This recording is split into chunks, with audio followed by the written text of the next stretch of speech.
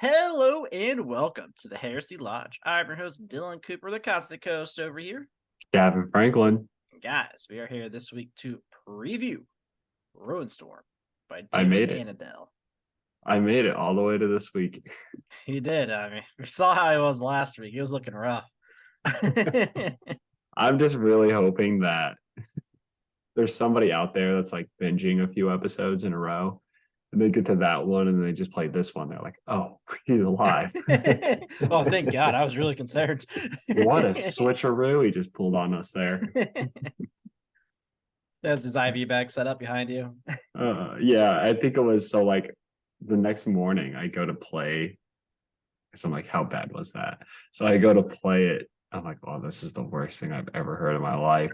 And then people start messaging in the Discord and they're like, fantastic episode, 10 out of 10. Gavin's an idiot. And I'm like, okay, well, that's fine. Well, those two guys enjoyed it. I'm glad you liked it. Now there's like video proof of my drunken debauchery. That's exactly how I felt after the Horace Hour episode. I was like, after I listened to it, I was like, oh my God, I'm literally slurring my words. This is embarrassing. Well, I guess that happens once for everyone. Yeah, we all deserve it. Everyone's like having flashbacks to the Jello shots. Yeah, one time. Jello shots, the interesting stuff. What? Oh, that was the same episode. Interesting. Oh, this is so interesting. So speaking of alcohol, what are you drinking today, sir? So I feel like going to the liquor store today since I just got off work. So I'm just drinking some good old wine. And as always, it's Buck Creek because I'm a wine member there and I have a fuck ton of their wine in my house since I'm the only one drinking in it. So from Buck Creek, we are drinking the Pinot Grigio. So I also just brushed my teeth. So this doesn't taste very good. Oh no. It's normally really good, but not post brushing your teeth. You should just drink some orange juice. That would fix everything. It doesn't taste much different than that taste. Wow. Well, since I went to Greenville, like I said last week, I got a little drunk, and then I ended up spending way too much money on mead. So now I've got a shit ton of mead, which is cool. But now I'm drinking the Grateful Head by St. Ambrose. I don't know, where is St. Ambrose? Michigan. So there's like two of the world famous meaderies in the United States. They're in Ohio and Michigan. We were surrounded. We had no idea. We went to a meadery in Michigan once. Maybe this was it. It's got all kinds of cool. Probably not. We were fucking. Yeah, we were there. We went to Torch Lake. We went to. I was there. I was at a meadery. Yeah, you got into a fight with Connor in the middle of the meeting. Oh yeah, yeah. No, that was pretty good too. I don't remember anything about it other than the fight. Yeah, it was also a pretty drunk night, I think. Yep. So anyway, if you are interested in more drunken debauchery while also talking about Porto Rabo, you can follow us. Where do they follow us, Gavin? They can follow us on Twitter at The Heresy Lodge. Ooh, you were close. Twitter's only at Heresy Lodge. Oh my gosh. Pathetic. You could email us at theheresylodge@gmail.com. We have our Discord pinned to our Twitter. We have some tips enabled on Twitter if you would like to support the podcast, and our Discord is linked to our Twitter. We're also on YouTube. We have one battle report. It's a banger, though. It's a great time. It's way out of date, and that's about it. If you want to see some hammerheads destroy some Grey Knights, then go for it. It's a good time. So also we have merch. Oh, we do have merch. That's also on our Twitter. Yeah, you can find it on our Twitter. I'll put it in the description notes as always. Yep. Ruinstorm by David Annadale. So we talked about this before we got out here, but I'm going to throw this out there. Do it. I don't know if there's a fucking sequel to Damnation of Pythos or not. It is. This moves the Damnation of Pythos story importance to 10. You must read a Damnation of Pythos. Overall rankings of Damnation of Pythos now move to like A+ tier. Best book in the series. So I was thinking about this. There's a storyline, right? That is the Unremembered Empire. Okay. You've got Gilliman, you've got Sanguinius, you've got the Lion. And so if you think about that story, you have the Unremembered Empire, you have Pharaohs, you have fallen angels, and Ruinstorm. Heck, you can honestly even throw in Vulcan Lives. Exactly. So my question is Deathfire. what all is obtained in this story? So Vulcan, I think he's a good contender. You had Vulcan Lives, you had Deathfire. Are we adding Damnation of Pythos now? So the good thing about this one is this is the end of Imperium Secundus. Maybe. This is finally them going away from McCree, looking to go to Terra. And well, it sounds like a roundabout way. It is the end of Imperium Secundus. However, I think the Unremembered Empire story, if we include Vulcan, goes into Old Earth. Well, it has to, because Vulcan's not on the character list, so I don't see him popping up. Yeah, you're talking in Ruinstorm? Yeah. Oh, I thought you were about to say Vulcan's not on the character list in Old Earth, and I was like, oh, that'd please, be awkward. Please, no. Vulcan lives. It's the entire book about him running around on his home world naked and then trying to find him. It's more salamanders just going to fucking Nocturne saying Vulcan lives the whole time. Oh, geez. So, yeah, this is obviously a sequel to Fallen Angels. It is a little bit of a sequel to Damnation of Pythos. Damnation of Pythos does pop up like a few times in this book.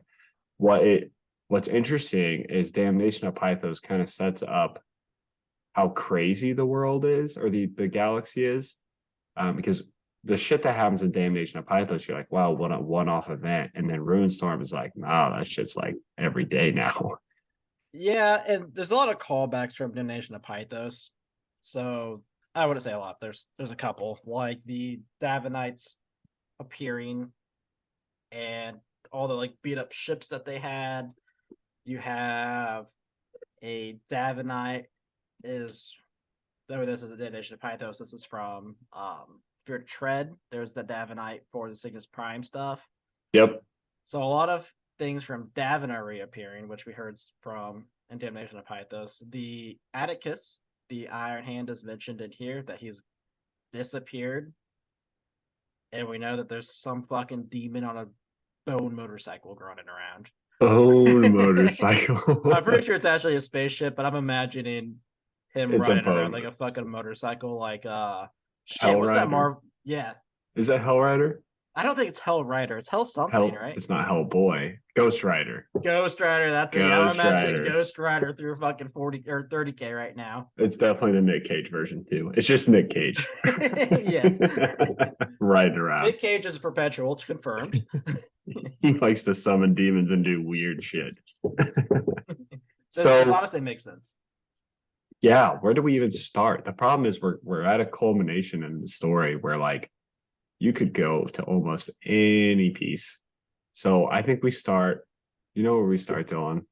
Do we start in False Gods? False Gods. Is that when we go to Davin the first time? Gosh. So there's this guy, his name's the Emperor. Real cool. He's on a throne. Yeah, really, we do get introduced to the Davinites when Horus dies in False Gods. The Davinites are a bit of a ritualistic culture who seem to be very loyal to the Chaos Gods. And the Davinites were responsible for the resurrection and turning of Horus. And it also seems like Erebus had some hand in that as well. So yeah, that's where the Davinites started. We get to move away from that story. And you know where the second piece is? It's really in Descent of Angels. My favorite book. Yeah. Descent of Angels, we get introduced to the Lion. What a character. Best character in the series for sure. 100% a loyalist. Doesn't do wrong. Dark Angels are good guys. Very good They're called angels. Ignore the dark part. Every time like I hear that now, did you know the Lion might be going to 40K? I'm like, God, I hope not. I'm never gonna play a Space Marine again. He's coming back.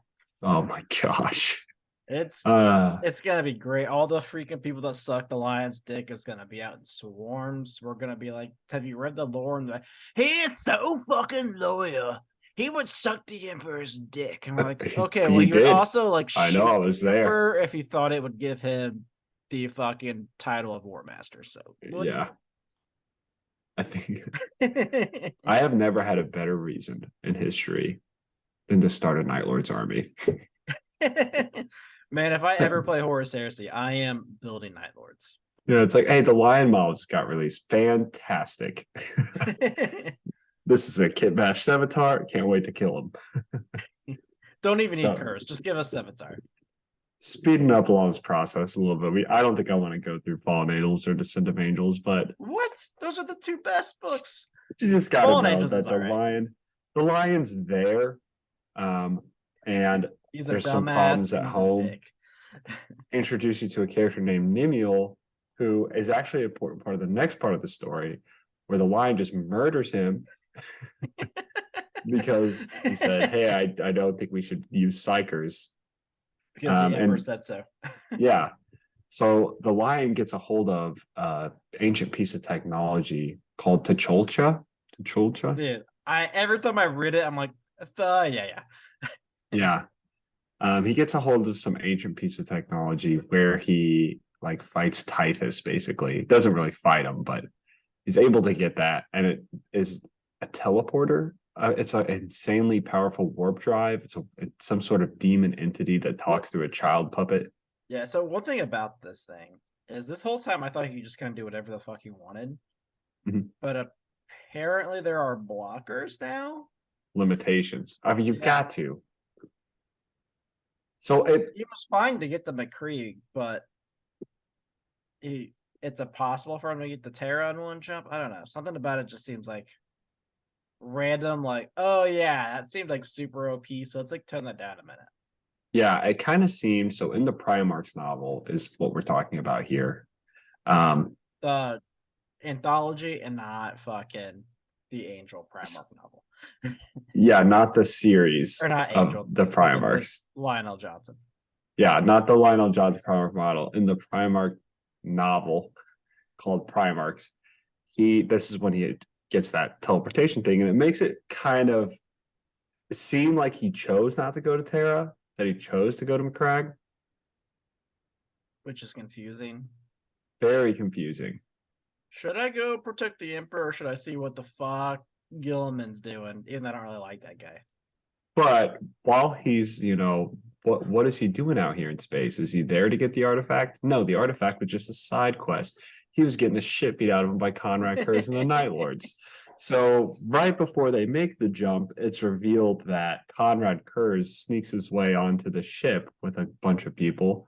They capture Sevatar. They capture Conrad. Actually, they don't capture Conrad. Conrad's just running around the invincible reason. Do whatever the fuck he wants. Yeah, just hanging out.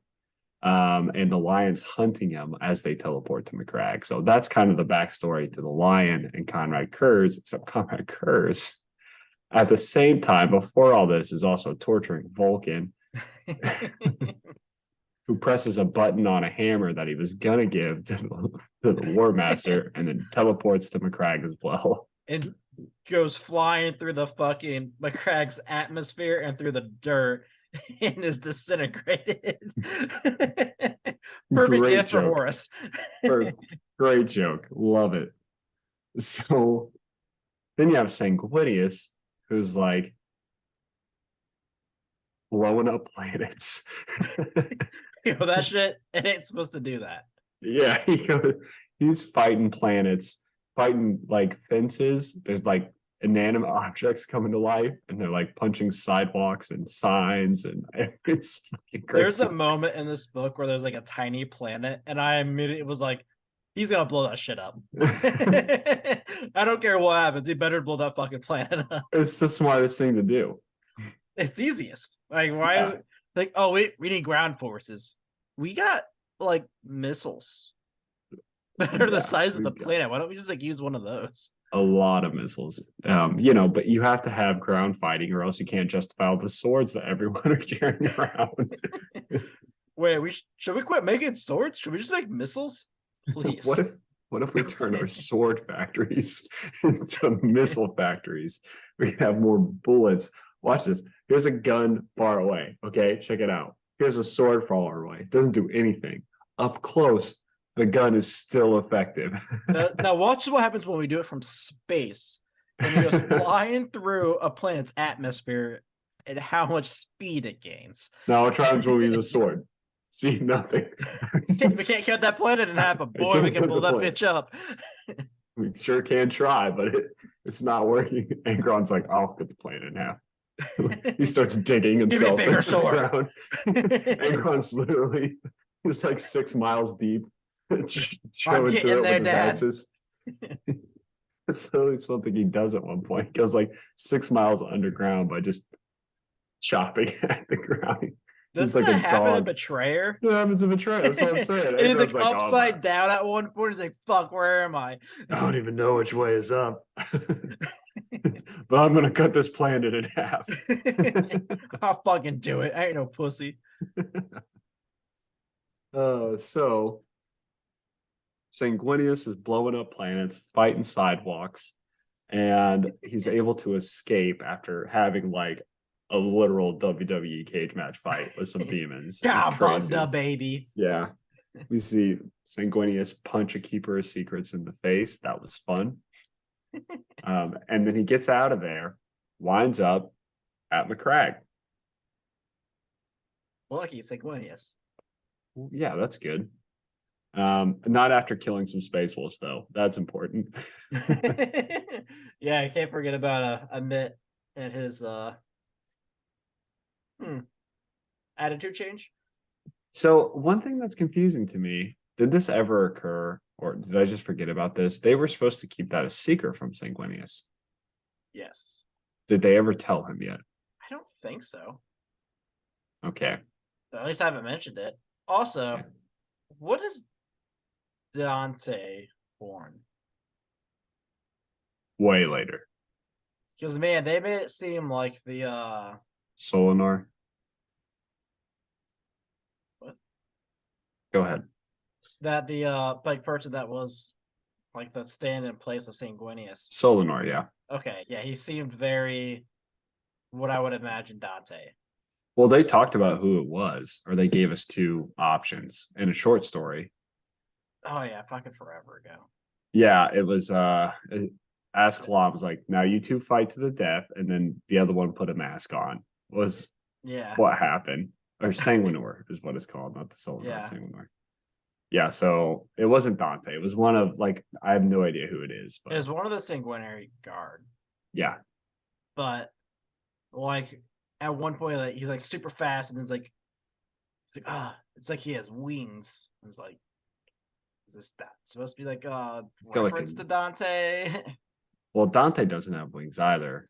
No, but like how fast he was, it was like he was like, oh, I could like almost see wings because he was so fast. Yeah, the Sanguinor is supposed to be pretty OP. Stand-in for a Sanguinius. It doesn't make a lot of sense though, because it kind of seems like the reason he's OP is because he's the Sanguinor, and like not just because of who he is. There's like some random dude we never heard of. He's like, now I'm OP. Like if you were that OP before, we would have heard of you. You'd have been like a Raldoron, but yeah, I was also really hate when they like, oh, this character is like super OP, and it's like he just so happens to be bigger than everyone else in the Legion. I'm like, oh, is that the only qualifier? He doesn't have to be bigger. It's like the Invader Zim episode where it's like your leaders are just bigger than everyone else. Is that just the only qualifier to be better? That was like a whole meme that went around, was the Invader Zim meme with Warhammer 40k, where it was like human, Ogren, Space Marine, Primarch, Emperor. It's like, wait a minute. So that's Sanguinius' story to start this all off. And then, of course, we have Calth, the world eaters, not world eaters, Now, word our favorite bearers. fucking storyline in Calth the is phenomenal. series. Now, what's crazy is the story, Fear or No Fear, Fear, so good. phenomenal. Everything else surrounding it made me want to gouge my eyes out. So, yeah, we get the Battle of Calth. Gilliman fights in space, the greatest space battle that we've ever seen, but never were able to read about. Greater than this one, apparently. And this one was pretty nuts. Yeah. Also, this is like the first time there's ever been like probably 3 full-size legions using full-on battle fleets. Full ass legions. Yeah. So this is probably the largest force we've seen, other than maybe the one at Isfahan. Yeah, and like Isfahan split. Yeah. So then you have the Battle of Calth. Gilliman is able to not really win that. Like Calth was destroyed. But he survived. Propaganda though, baby. Yeah. Heads back to McCrag, uses it as propaganda, fight the mole people in Calth. Fight He'll the just mole leave people. Scout because like, oh yeah, let's like, why are we still here? Wait a minute, this is just a rock. It's poisonous to go outside. Why are we still here? Are there any natural resources? No, they're all destroyed. What's going on? Demons? No. Why are we here? So that's how all the Primarchs wind up with Imperium Secundus. They end up, Gilliman makes Sanguinius the stand-in Emperor. A whole bunch of crazy shit goes down because Gilliman discovers this device called the Pharos, which is like a side Astronomicon. Conrad Kurz is fucking nuts. He escapes. He starts murdering people. Murders Vulcan like Where do you escape from 350 though? times. Oh yeah, of course. He escapes from the Lions. So this is actually a point that's a big contentious point throughout all of the Unremembered Empire storyline is how much everyone fucking hates the Lion because the Lion just lies about everything. Yeah, I don't know why his whole thing is like, oh, I'm super secretive and like I don't want to tell you anything. It's fucking weird. Although Gilliman also starts being super secretive, and it's just like, you guys are just fucking Yeah. annoying. Everyone, all the Primarchs in this book have their secrets. Sanguinius is like, dude, I die and fucking my guys go nuts. Like it's crazy. They go wild. Yeah, but they all have their issues. They all distrust each other. Conrad Kurz used that shit because he's fucking OP. Dude, straight up, the only Primarch that doesn't have any issues is Vulcan. This is the only one. I don't know, man. He has some issues going on right now. I mean, he's got issues, but it's not like his issues. I remember back to the Vulcan. I don't know, man. Dorn might be it. I mean, yeah, he put his like psychers in a ship to like waste lock away his and die. psychers But down hey, in a ship. It's like murdering people to create the Imperial Palace, blowing it up to put more guns on stuff. hey, man, all he needs more missiles.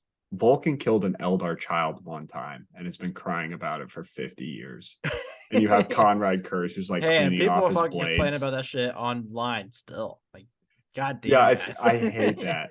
Well, Vulcan killed a child once. Says which Primarch also, do you like? That Name child any was other probably Primarch. like 500 years old. Exactly. Like, what standard are you going by here? So yeah, I think that's a little over the top. But anyway, all of the Primarchs had their problems. There's some huge distrust issues. Conrad Kurz gets out. The Pharos gets attacked and destroyed, but by the Night Lords. By the Night Lords. Not led by Conrad Kurz. He has no idea this is happening. Super funny moment when Sanguinius was like, "What? You are leading the attack on the Pharos, aren't you?" And Conrad Kurz is like, "What? They came for me? Are you sure?" Oh yeah, wow. I need to like promote them, give some raises out. Maybe I should give them like real food instead of body parts. I have no idea. So the Lion comes back, bodies Conrad Kurz by blowing up a city. Literally, with Yeah. like phosphex. Yeah. It's nuts. Conrad Kurz uses that to his advantage, saying like, "Oh, the lion used all this crazy shit," and that's when a period of Secundus was over because the lion broke it, and Gilliman was like, "Yo, Sanguinius, we kind of got to kill the lion." And they're like, "Fuck, we can't just kill the lion," so they just ended him at period of Secundus. All right, you get out, boy. And Yeah, then banish the fucking, lion. and then the lion has a fucking epiphany as he's leaving McCreeg. He's like, "Holy shit, Conrad Kurz, hear me out. I'm Fucking listening. said the Emperor's gonna kill him. If Uh-huh. if that's dead, he can't kill Conrad Kurz. Mm. A plus B is not equaling C here. I better fucking tell someone." The irony about that is how Conrad Kurz actually dies, which I don't want to tell you about yet, Yeah, but maybe I don't know it. we can talk about it later. But like, or maybe Conrad Kurz doesn't die, Dun dun dun. but it's really dumb because it kind of defeats all of the logic that the lion is laying out here. It, like Conrad Kurz's demise, I will say, was written well before this novel. I would assume it's like an old school story. Yeah. So like the reader or the writer should have probably picked up on the fact that like, well, what I'm writing completely contradicts what's going on in that story, but that's okay. They're both canon. Or it's not that they're canon, it's just the lion's an idiot. Like it's not like a good connection, but they roll with it. And they're like, let's all hop in our ships and let's go to Terra through the Ruinstorm in the book Ruinstorm. So that's where we're at. All of those stories. And I think something we should talk about too is so Sanguinius also has the same like foresight that Kurz has. It has seen his death. It's more annoying. Yes. Although, man, with how fucking hard they hit how he's supposed to die in these books, makes me think like there's no way they pull out a fucking switcheroo at the end of the siege. I think they do. It almost reminds me of First Heretic when Lorgar's reading the cards that Magnus is with, right? And like, remember when we were going through that, I was like, yeah, you can perceive it this way, but you can also perceive it this other way. I think these visions that he's having, yes, he's dying to Horus, but you have to remember that, like, how are these visions like coming about? Or is it just what he sees? Because it's always through his own eyes. What if Sanguinius is in the blood rage? You know what I mean? Possible. So I don't know. I really hope they do something with that scene. I hope they do something bonkers crazy. Plot twist: Conrad Kurz kills everyone. That would be such a good ending. He's just sitting there like, fuck, I really did all of this, huh? This whole thing has just been a simulation. He's just waiting to click the button to end it. That would be pretty hilarious. But yeah, this they really harp on his vision of Horus killing him like 50 times in this book so far. Well, there's one point where like he literally like goes through it like 1,000 times and like, Jesus Christ, this is annoying. Yeah. So this book is definitely one of those where I think at the end we're gonna be like, it's a book that happened, not a must read. It's one of those things. It's like, all right, we got to figure out how these characters got to XYZ. This is the book for it. Yeah, I mean, this is definitely like a huge setup book, right? Because I don't know actually right now. I'm not 100% sure because they've been rewriting it. What all Primarchs make it to Terra? At this point, I can assume that Corus Corax and Leman Russ are donezo. They're probably not making it to Terra. But everyone else is up in the air. I don't know where the lion ends up.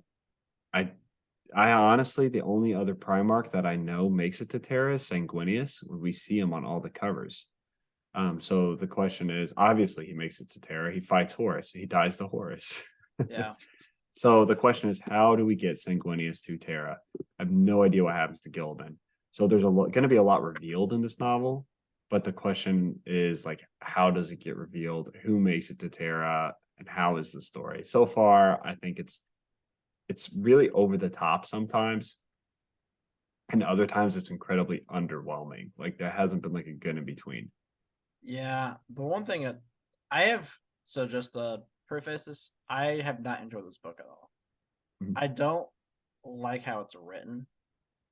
I honestly would have preferred if it was separated, like each character was separated by chapters instead of paragraphs, because like you'll just have like a random break and you're in a whole different fucking character.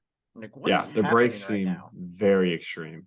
Um, I will say too, like with David Annadale, like I find that his strength is in Damnation of Pythos was writing characters that we didn't know, and he could get very deep with them. So there was a lot of human characters, but then at the same time, like the Space Marines that we got introduced had a lot of very apparent character flaws and character like benefits. And he was able to write that super well. And it almost came off as almost like a cult drama kind of story.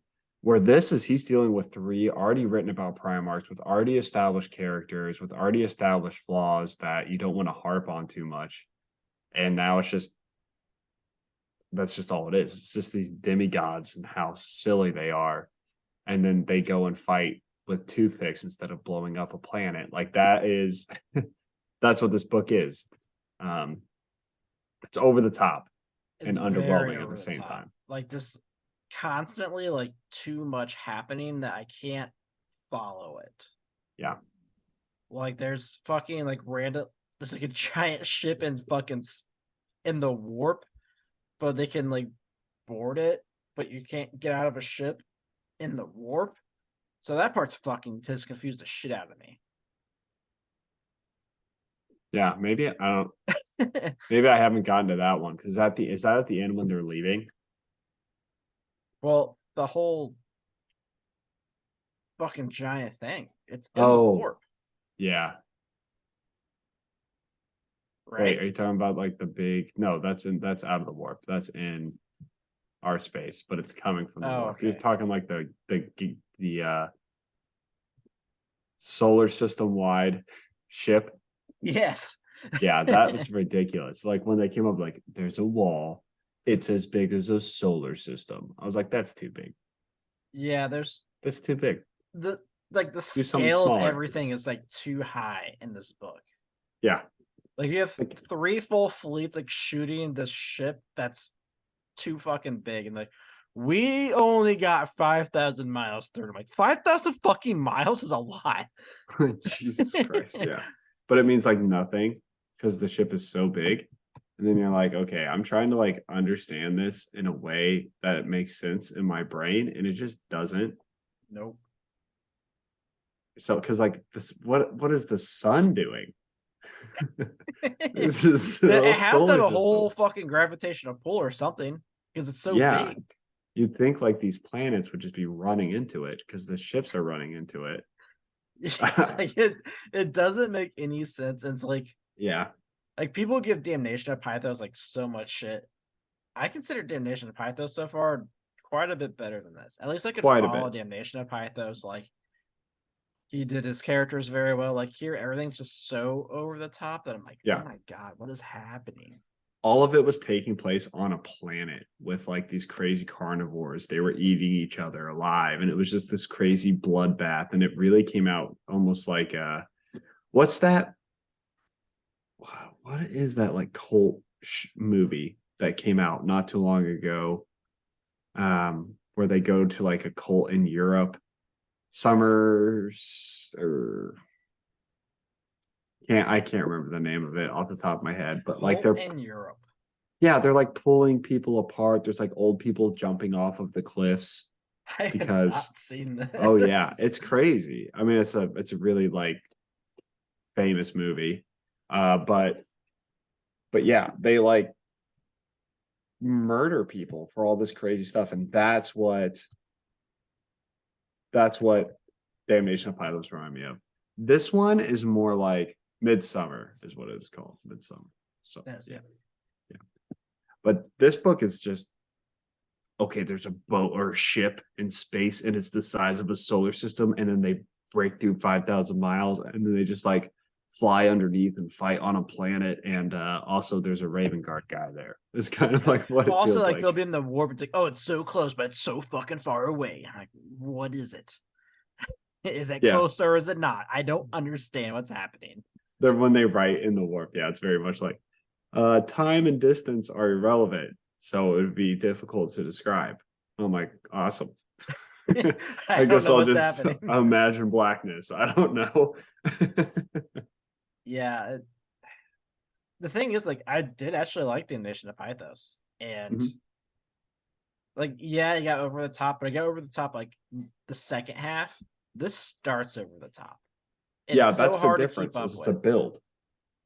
You know, it's a build up. It gets crazier and crazier. Like in Damnation of Pythos, you have the scenario where like they just land on a planet in front of some obelisk. Not crazy, No. you know. Then a bunch of refugees show up, and you're like, "Oh, what the fuck? What's going on there?" And then they start getting eaten by dinosaurs because hey, they're in the middle of the fucking forest full of dinosaurs. And you're like, "Okay, that makes sense." They get rescued by the salamander. Okay, Sure. they build a little thing and then they start worshiping things and things get crazier and crazier as people are having more nightmares and trying to understand what's going on. Here it's just like we gotta fucking go. There's a giant ship in the warp, but then there's like a giant ship in real space. And what's this blackness following me? What did they call him? The Traveler? No, it's like, fuck. It was The like, Pilgrim. yeah, the Pilgrim. What the hell's the Pilgrim? Have you figured that out? I don't know. I thought it was. Didn't they say it was like a call? I think it was supposed to be like a call back to Revelations or some bullshit. I don't know. It's fucking Noah's Ark in the fucking in the warp, but 10 times bigger, full of demons. Full of demons. Yeah. Yeah, And I'm not a huge there's fan like a so far. whole like system of like, are they broken ships that have become planets? Mm-hmm. What the fuck is that? And people are just coming to it. Yeah. Let's go through the character list so far of people that are relatively I important. don't know any of them other than the Primarchs, Holquin, Yeah. Ralderon. Yeah. So you have Rebrute Gilliman. So we'll start with the Ultramarines. You have Rebrute Gilliman. You've got various Caspian. He has shown up. So what's interesting is like every like list. So you have the Ultramarines, the Blood Angels, and Dark Angels. They have first their Primarchs, and then they have the Shipmaster. Is there as well. So you have Caspian is the chapter master, Prado, you know Titus Prado. Yep, He's been to a Prado. few of them, the librarian. And then the shipmaster that you're supposed to see is Teresia Alterzer. So he talks with him a lot. The rest of these are people I don't know. Why have we not seen Thiel? Is he still running around killing word bearers? She's watching word bearers kill themselves It's true. without He's his just cool setting up sword. video cameras. Listen, if they think people are watching, they'll murder Feels themselves way to make too a point. smart to be like to keep going around killing word bearers because he knows they're gonna kill themselves. Yeah, exactly. Can't imagine Thiel's worried about word bearers anymore. So next we have the Blood Angels. Obviously we have Sanguinius. And then we have Parmenas, who's That's cool. the captain of the temporary fleet. Sure. Raudalorn.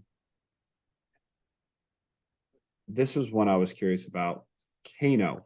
We know Kano. Yep, we know Kano from Fear to Tread. He was the one that finally was like, "Oh, we need to use our powers to save Sanguinius," and like he was like the big guy that everyone like used to go through Sanguinius's mind or whatever to free him. Okay. He was like the second main character, basically. Yeah, yeah, he was the one that like started the dreams bullshit. Yeah. And then we also have Miros. Miros is on the list. I haven't seen Miros. I haven't either. They mentioned his name. Yeah, they mention it. I wonder if that's like enough, but it would be really cool to see the Red Angel pop up. Yeah, that you might as well just, if it's just from a fucking name mention, they should just put Alpharius in there. Yeah, might as well put Alpharius. And then we have Ascalon and Amit. They're there. Yeah, I haven't seen Amit do anything yet. They're just like, look, he gets like super angry, so like, Yeah, he might like go like bloodthirst type of thing, but like maybe not. There's a constant concern throughout this book in Sanguinius's mind that like one of his like sons. Ugh. Sorry, too He's much bored of this alcohol. book. I understand. One of his sons are gonna just like start killing space wolves again, and then everyone will know. So he's very concerned about the blood rage, and so he's constantly checking in on Amit because he's the crazy one. So we'll see what happens there. And yet, like Freedom Trader is also like the most like logical one. Like when he's like, "Look, Horus fucking betrayed us. He's a sack of shit." Yeah. Then you have the Dark Angels. So you've got the Lion, Stinius, Holguin.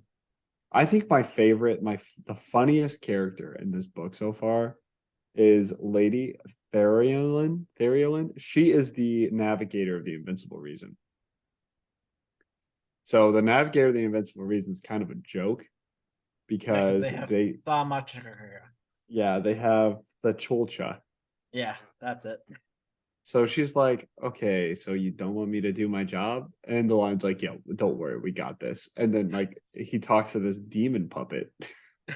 And the navigator's like, it's fucking literally rotting. Yeah. The navigator's like, maybe I should just do my job instead. This dude can fucking teleport us, but instead he's just gonna lead us. I don't know about this demon puppet you got going on here. That is also something that confuses me. So he can teleport them, but they're using him like a fucking navigator.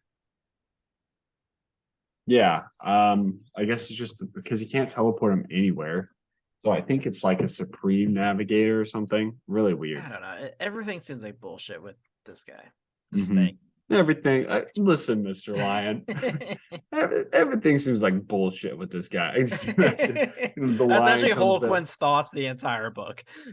This guy's like, does anyone else see this shit? Does anyone else see this shit? It's like the Lion's trying to hang out with us, right? We got a group of friends. He's like, hey guys, can I come with you? And we all like huddle. I don't know. Everything kind of seems like bullshit with this guy. This is just kind of a dick. I don't know if I fucking know about this guy. It's like, yeah, like you can come, but like don't be too much. He's like 12 foot tall. I don't fucking know about you, man. Something about yours is a little different. He gave me some weird heebie-jeebies. Giant ass fucking sword on his back. So the navigator cracks me out because she's constantly like, they'll ask her to do something, and she's like, I fucking can't. I've got no idea what's going on. Yeah, she has like one job, like one point, it's like, all right, send the message, and she's like, bro, like we're all gonna fucking die if we do that. Yeah, I have no idea. Then you have the Iron Hands. There are Iron Hands. Lucky us.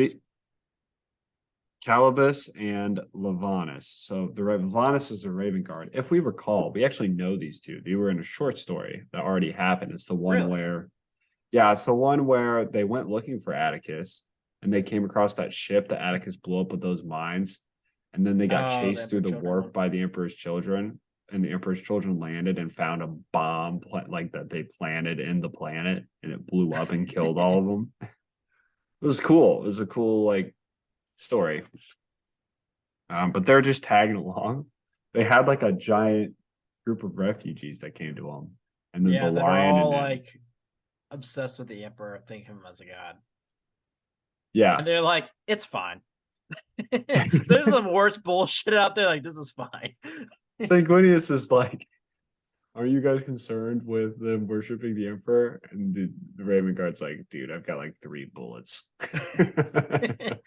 Dude, I've seen some shit, and like, this is the least of my worries right now. I just got back. I was sitting there stabbing whole solar system sized ship over there. Okay, I'm not worried about these dudes. Look, I'm not as strong as Angron. I can't blow up planets with swords. I need help. I snuck around it. I went invisible. No one fucking saw shit. That bitch was big. Unfortunately, we get some word bearers, and they are like super word. They're word bearers 100% Like, it doesn't matter who fucking writes the word bearers except for ADV. He's the only one that makes like a word bearer that's not like just a complete fucking idiot. But it's only one word bearer. It was only Argal Tall, and now the rest of the word bearers are terrible. He at least made Lorgar at least like somewhat interesting. Lorgar's interesting, yeah. Still a Oh pussy. man, if David Annadale wrote fucking Lorgar right now, I'd be like, dude, he's a fucking idiot. I would. The Everything only is so thing much bigger. Lorgar's dick is the biggest dick. It is planet size. You should see the balls. It's got a gravitational pull. The demons are only able to possess his balls because they're just too big. I'm not gonna lie, David, you lost me.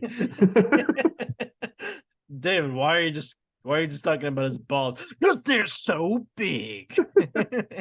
He looks over to Angron. You really want to know how to chop a planet in half? Let me show you my balls. Bring in the Slanesh demon. I gotta get something working. You ever seen a softball suck through a garden hose? This bitch will do it. So anyway, the word bearers, that's what they're doing. Yep. We see this word bearer. Unaffiliated. They like all the chaos gods. They mentioned it like several times. Listen, We love all the fucking chaos. We're just kind of here for tonight. I'm gonna head out tomorrow morning.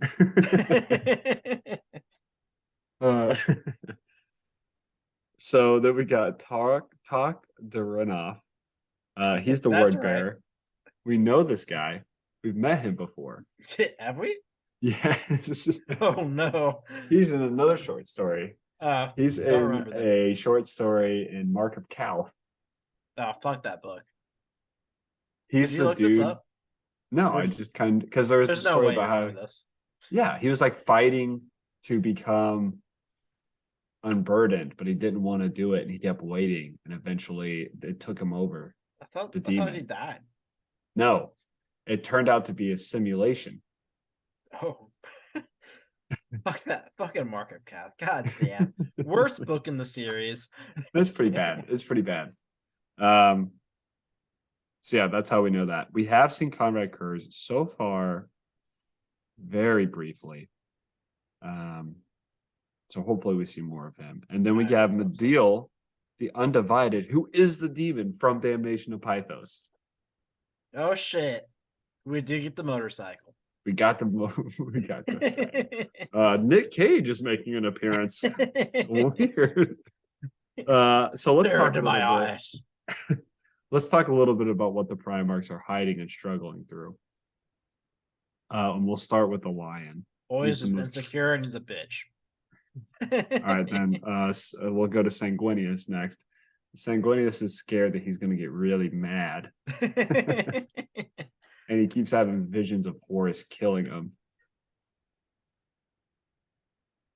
Yeah, that's it. I mean, he's really concerned that like his guys are going to go blood rage, and then yeah, and he keeps like he really has like a Conrad Kurz moment where he's like, well, I'm supposed to die to Horus. I'm not going to die here, so fuck it. Yeah. There's like a big struggle in his mind this entire book between what is destiny and what is like something you can control. And it goes to all kinds of different levels. So at one point he's wondering like, okay, maybe it is fate, but the outcome of it isn't determined. Like I'm supposed to do this, but the outcome isn't determined. Like I'm going to die to Horus, but who knows what comes of it. But there's such a back and forth. So he's debating about that really deep shit while also having visions. And everything is so much bigger than it needs to be, so we can't follow it. Thing is huge. Including Lorgar's dick. Lorgar's dick and balls. Fucking Sanguinius' wings are just massive. Massive wings, dude. Where did he get that spear, by the way? It keeps talking about his spear. Yeah, there's like special spear thing that I've never heard about. I don't know. Maybe we get it in a short story later. Oh, so wait. Like 6 years ago, Sanguinius was walking through Macragge. Yeah, because they don't talk about any special weapons in Fear to Tread. It's just Sanguinius comes back to life and fucks up everybody. Yeah, I don't remember the spear. If we're forgetting the spear somewhere, let us know. We know the lion sword. That's pretty much the lion sword got snapped in half. Oh, that's right. Now he's working with some like big chain blade, I think. Giant chain sword, yeah. Which is cool. And then we have Rabute. So Gilliman's working with some weird stuff right here. So Gilliman I like the story a little bit because you have this super tactful minded Gilliman. Is Gilliman loyal? Yes, of course he's loyal, but he also is not against using the weapons of his enemy. Yeah, which I mean, we saw that. I don't remember what book it was, but it talked about how using the enemy's weapons are smart because you know that those weapons are built to at least go through that their own armor. Yeah, it was in No Fear. Was it on here? Yeah, well, first off, Oh Theo yeah, was because like, that's when yo, Theo grabbed the sword. yeah, these things are like just stab them. I don't know why they hate that. And Yeah. then at one point, one of the guys on Calth uses an anatheme to kill a demon that came out of a word bearer or something. Yeah, I don't understand like why they don't use more flamers in this book against all the fucking demons. Like, we should keep using bolt guns that seem a little ineffective. Yeah, they don't Why don't you learn. bring out a fucking flamer Blame and away. your librarians? I don't know. Yeah, it does seem like there's a lack of that. But Gilliman's entire storyline here is he's trying to like debating using the weapons, debating using navigators from the word bearer ship, which was fucking weird ass scene, by the way. Yeah, it was. They're like, oh yeah, we'll fucking take you anywhere you want. The fucking South Park episode with the cable. The cable guys are all like rubbing their nips every time, like, oh, you need more channels? Yeah, more channels. Well, that's another package. That's exactly how I imagine these fucking navigators. Oh, you need to go somewhere else? I don't know. We'll take you there. That's exactly what you need to Yeah, do. It's where you need to go. And Gilliman's like, that's super suspicious. but it's They could fine. be double playing me. He had like a Theoretical. princess bride moment where he's like, they seem to be wanting me to go to this place, but maybe that's because they know that I would feel weird about them wanting me to go to this place, so I wouldn't go, unless it's exactly what they wanted. Yeah, like, and everything. There's like several moments where it's like, all right, theoretical, this happens. Practical, that also happens. But theoretical, maybe it doesn't happen, and I don't do that. I'm like, what is happening? Just fucking go. He God tells damn. he tells his ultramarine captain, "Hey, we're gonna use these astropaths." He's like, "That one just bit his tongue out." It's on the floor. It's fine. Use that Yeah, guy. we're gonna use these astropaths. That one. Oh my gosh. He's trying to lick Lorgar's balls this entire time. We have to get No, to that's the Davin. moon. So that is kind of where I'm at on Ruinstorm. It's Same. very silly, but it's kind of fun. Like it's not the worst book I've read, but it is really over the top. And I'm just glad it's short. It's the shortest book in the Yeah, entire it being Horsehair short is series. nice.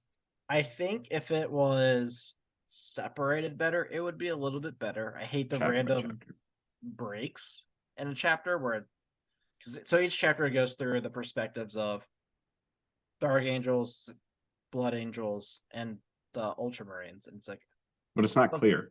yeah, it just starts fucking happening. I'm like, okay, it's this character that I don't remember. Got it. Yeah, there's been 2 times so far where I've been like, who am I reading about? Yeah. So I think if those were like chapters, that would have been better. I don't know like why, like there was like a spurt where like there's like short chapters and everything was like great. And then they went back to like three As soon as they got chapters to the being one battles. chapter. And I'm like, why are we Yeah. doing this again?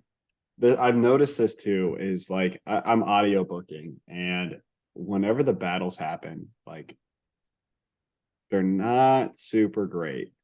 I kind of zone out because Yeah. you're battling with demons who are undescribable in an indescribable place. And then But like Sanguinius sometimes is they also like, try to like describe like the demons from the tabletop. I'm like, okay, yeah, sure. like the pink horrors and Yeah. the rhino guys. Yeah. And then it's just like, but the scale's like so massive. It's like, what is happening right now? Yeah. And then like they'll get to the center and they're like, this is a nerve cluster. And I'm like, what? A nerf cluster? I mean, all right. Yeah, I was so confused. I mean, I'm halfway through the book, and I literally like barely know what's happening. Yeah, maybe Davin is better. We'll see, because they're supposed to be heading to Davin. Once they regroup, the Lions all like, all right, let's head out together towards Davin. Yeah, so I mean, kind of a plot point, but not spoilery. So this book follows what the fuck's his name? The Maka? Bolt the. Are you The talking book, about the teleporting guy. the Tholshunu, We're really good with this name. the Mocha? Sure. Either way, but he is like, or it is leading them like a certain path that's supposed to lead to Terra, but there's blockers. So he has to like go to each blocker. They have to clear the blocker and then go to the next spot. And Gavin, that's it. And like Davin's like the first big one. Which they all talk about like that's where Horus fell. Mm-hmm. I don't know like where they would go from there. Watch them do some like stupid shit like, all right, we go to Davin, then we teleport thousands of light years away to Isfan, and then I can see Isfan. and then we go to fucking Sithonia. But we're not gonna fucking fight there. We're gonna then skip it and then go to Terra. Yeah. I'm really curious to see whether or not the Lion and Gilliman make it to Terra. I wonder if they get split sometime in this book. I feel like the Lion splits. I'm pretty sure Gilliman shows up at some point. But I think the Blood Angels get there first. Yeah. So I'd like to see how that all works out. So we'll be able to find out next week, though. Yes. So next week, we will review this book. And if we finish early, the plan is to also do our preview for Old Earth. That's the next one, right? Old Earth. Mm-hmm. But for you guys, it'll be on the same schedule. No, we're in 2 episodes. I honestly thought we were going to combine them, but 2 episodes makes sense. 2 episodes, yeah, to give us the leeway. That makes sense. So we might be doing 2 episodes next week. Normal schedule. You'll see Old Earth 3 weeks from now, 2 weeks from now, 2.5. Yeah, 2.5. I don't know. Math is hard. Either way, we'll be around. Go to the Discord. We're a lot more coherent there. And by we, I mean me. Gavin shows up sometimes. Sorry about that. So, as always, check us out on all of our socials. We're on Twitter at Heresy Lodge. You can email us at theheresiLodge@gmail.com. We're on YouTube at The Heresy Lodge as well. Go there, like, subscribe, leave comments. We had a comment last week that gave us praise. That was nice. We have merch. It'll be in the show notes. Discord is pinned to our Twitter at Heresy Lodge. We have tips enabled. Check out our merch. They're nice. Buy them. It supports the podcast. Tips also support the podcast. Listening to us supports the podcast. Only a little. Actually, not at all. It's Makes really us feel just better. moral support. Yeah. So that's it for us this week, guys. Hopefully you enjoyed, and we're back next week with our review of Ruinstorm. Have a good one.